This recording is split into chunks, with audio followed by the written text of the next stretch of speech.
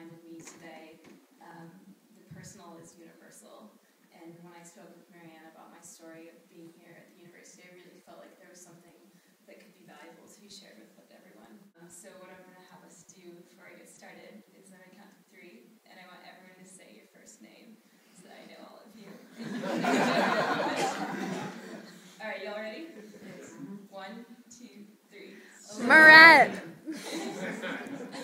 That was great. I think that's the most people I've ever met in one day.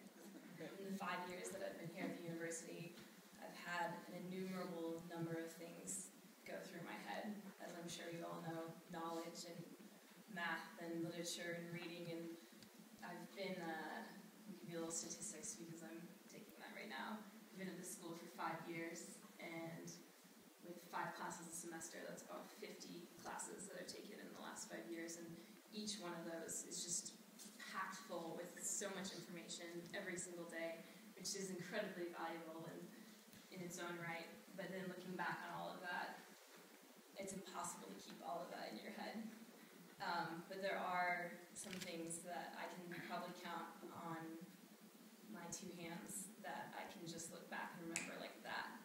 And all of those have been things that teachers have given me that I've been able to use as a tool, not only to get an A in the class, but also to help me in this really insane, rich journey of going from being a high school student to being an adult in the world. And that is a journey that extends way before any class that I've ever taken and will go way after. And the teachers that I have given me things that I can use to think about that, to navigate through that, have really, really been the things that I've remembered. And of all of those, I think the most radical thing I've ever had a teacher tell me at this university is, if you do nothing else in undergrad, make a few good friends. Which, really blows the mind of an undergrad who has so many pressures on them of resume and grades and where are you going to go to grad school and what are you going to do with your life. And a lot of times that can be so overwhelming that you can forget to look at the big picture. And the person who said that to me, who unfortunately is not here today, was Ron Billingsley. He taught a class that is called The Mythic Novel that I took my sophomore year of college. And something really special happened in that class. I think what his view on the class and the way that he taught it was similar to a quote that he would always tell us, which was, if you can read literature, you can read life. And, can we get some water? Yes. Thanks. And so I think that, for me, what has really been the most amazing teachers that I've seen are the ones who have this intense passion about a certain subject, and for him it was literature. But then they use that, and within that they show you how you might be able to apply that to everything beyond your class and beyond just learning those specifics of their passion.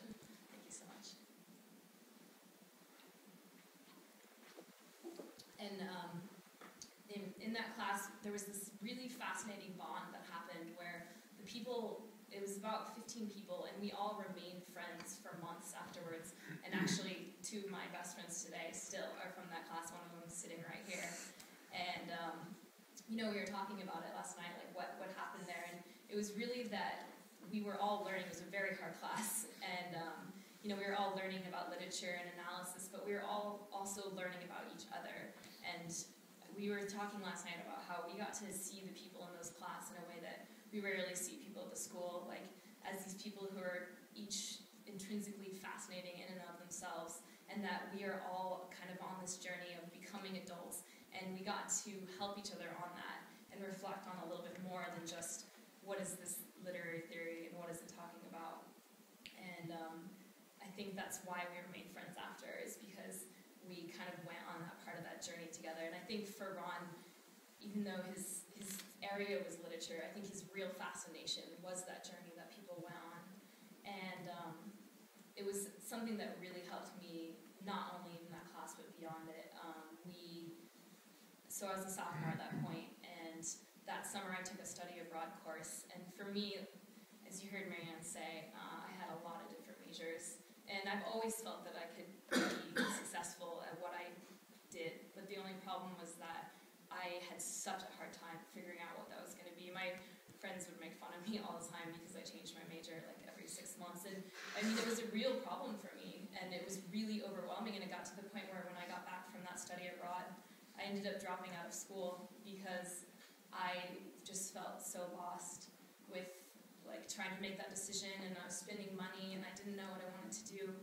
And when I dropped out of school, it was totally the right choice. And in that class that Ron taught us, it was really great. We read Siddhartha, and we also read another book called The King Must Die.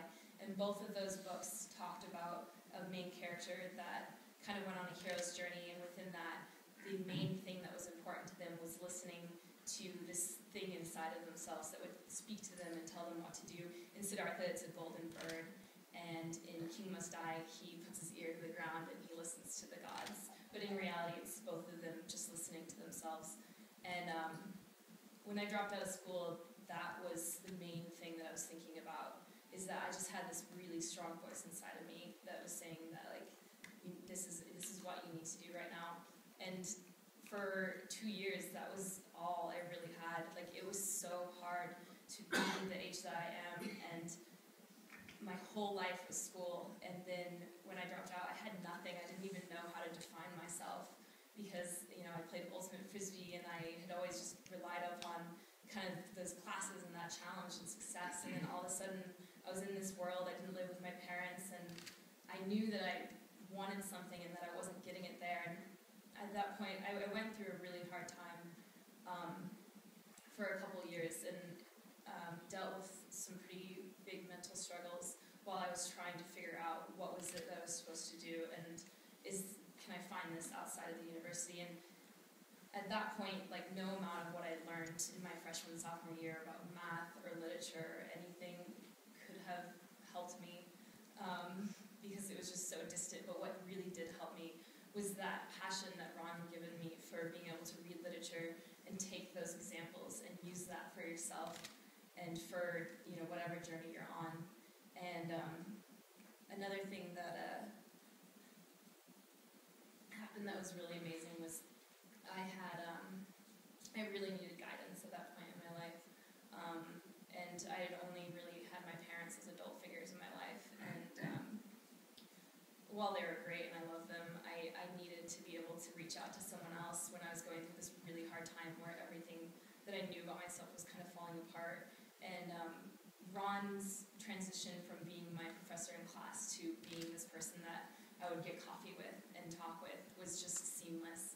And it really showed me that, like, he really cared about the person and the individual, and that it didn't matter if I wasn't in his class anymore or it wasn't for a grade. And he became this almost like amazing influence on me at that time, where even if I was a little bit lost as to like where I was going, he could see my journey and he could see how hard I was trying, and he recognized that in me. And it really helped me to continue to believe in myself and get through the hard times of figuring all of that out.